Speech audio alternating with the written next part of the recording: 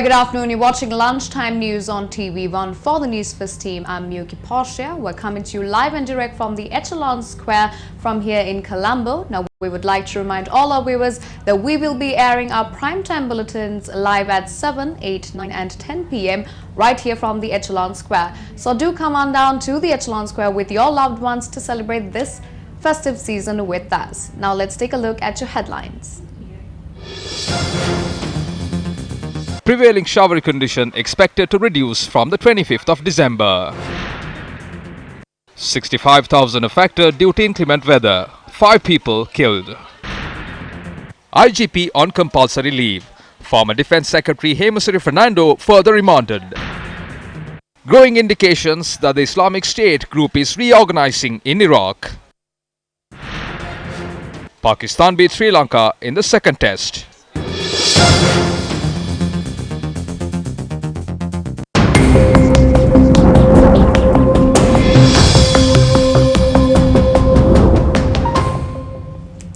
In your lead story, the Department of Meteorology says the prevailing weather condition will gradually decrease from the 25th of this month.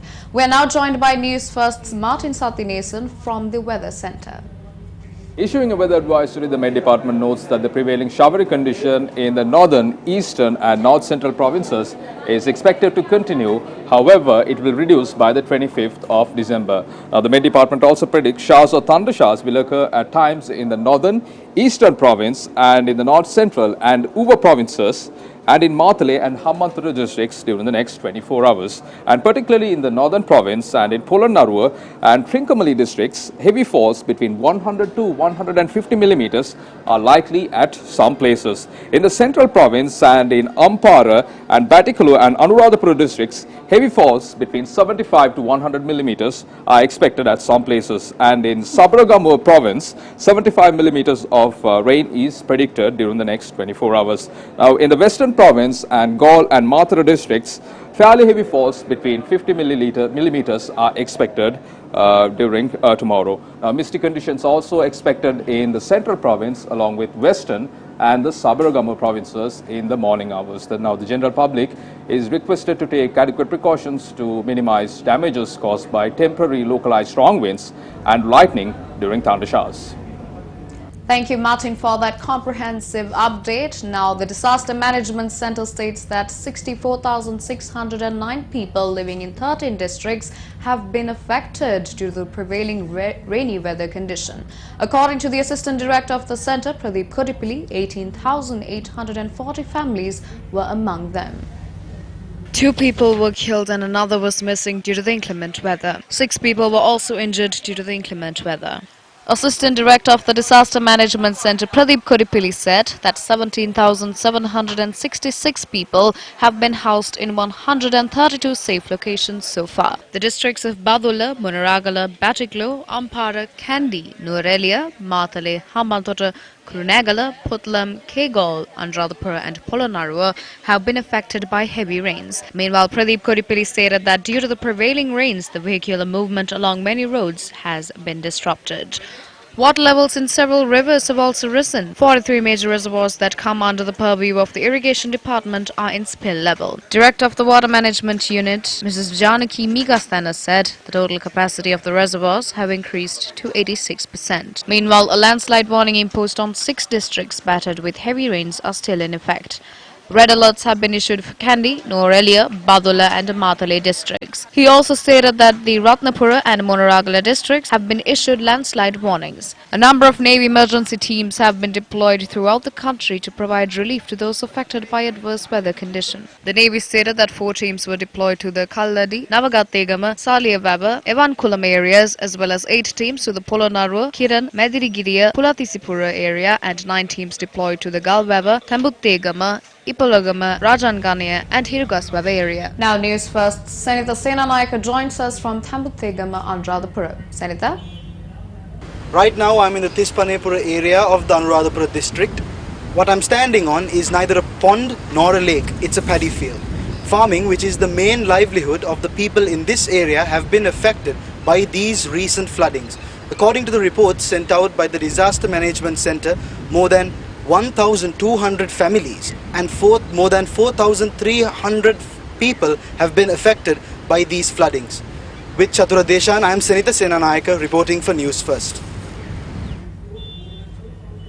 In more local news, Minister Bandula Gunawardhan addressed a media briefing regarding the current situation of the country. අද වන විට ලංකාව පුරාම ඉතා විශාල ලෙස දරුණු ආපදා තත්ත්වයක් නේ. A huge hazardous situation has been created in the country. More than 20,000 families and more than 65,000 people have been affected by floods and landslides. The Prime Minister has summoned the relevant authorities in Colombo for discussions, and as the Minister of Finance has allocated a sum of 17 million rupees. අග්‍රාමාත්‍යතුමා විසින් උදේවරුවේදී අදාළ නිලධාරීන් බලධාරීන් සමග සාකච්ඡා කරලා ඒ සඳහා පියවර ගන්නවා. Meanwhile, Inspector General of Police Pooja Jayasundar, who is sent on compulsory leave, and former Defence Secretary Hemasri Fernando have been further remanded until the 6th of January. Now, the duo were remanded after they were produced before the Colombo Additional Magistrate Priyantha Lienage. When the case was taken up today, Deputy Solicitor General Dilip Papiris, on behalf of the Attorney General, said that although the President, the Prime Minister and a number of other special individuals, including the Speaker, have been given the opportunity to make statements regarding the April 21st attack, dates have not been scheduled yet. The Deputy Solicitor General informed court that if a date is not set, they will report the matter to the court and request an appropriate order. He also stated that he expects to receive statements from former ministers Rishad Badidin and Rauf Hakim in the future. The suspects were arrested on charges of not taking steps to prevent the April 21st attacks. Moving on, the Speaker has convened a special party leaders meeting at the Parliament premises today. The proceedings of the 4th session of the 8th Parliament is expected to be discussed during the meeting. Now, a letter requesting the Speaker to name Sajid Premadasa as the opposition leader was also submitted to the Speaker. With that, we move on to some more local news. Here are some of the views expressed regarding the arrest of former Minister Patli Champika Ranawaka during an event yesterday. අද රියාල්තුරක් සම්බන්ධයෙන් මේ රටේ ජාතික දේශපාලනයේ ජාතික පාතාක්ක යෝධයෙක්ව සිරගත කරලා තියෙනවා. මේක පැහැදිලිවම නීතිය ක්‍රියාත්මක කිරීමක් නොවේ. This is clearly not what you have called law enforcement. 6.9 million votes were obtained promising to transform this country to a place where everyone can work. But the only thing that was done was the imprisonment of Buddhist Sinhalese leader. බෞද්ධ සිංහල ජාතික නායකයෙක්ව සිරගත කරපු එක. This law then reiterates the fact that it was the first accident in the history of Sri Lanka after this case was concluded in court.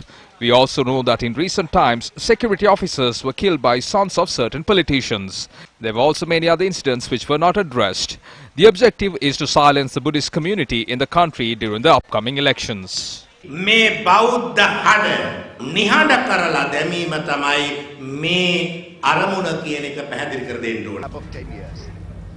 And with that, it's a wrap of lunchtime news for the Newsfirst team. I'm Miyuki Poshia. Take care and good day.